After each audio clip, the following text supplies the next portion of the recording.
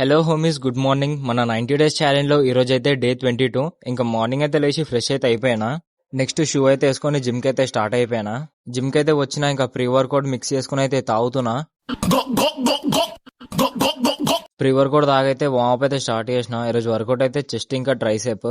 Chest workout ముందుకైతే మనం warm up లో పుషప్స్ కూడా మ్యాచ్ చేసుకున్నా. ఇంకా ఒక 20 పుషప్స్ అయితే కొట్టి వర్కౌట్ అయితే స్టార్ట్ చేసిన. చెస్ట్ అయితే కొడుతున్నా. చెస్ట్ కు ఒక 4 వేరియేషన్స్, 4 సెట్స్, 13 రిపిటేషన్స్ అయితే కొట్టినా.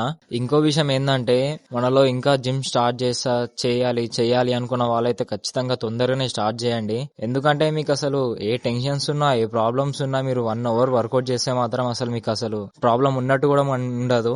అంత పీస్ఫుల్ ఇస్తుంది జిమ్ అయితే. మీరు ఖచ్చితంగా వర్కౌట్స్ అయితే చేయండి, జిమ్ అయితే చేయండి. ఎందుకంటే మీరు ఎక్కడున్నా సరే ఒక కాన్ఫిడెన్స్ తోనైతే ఉంటారు.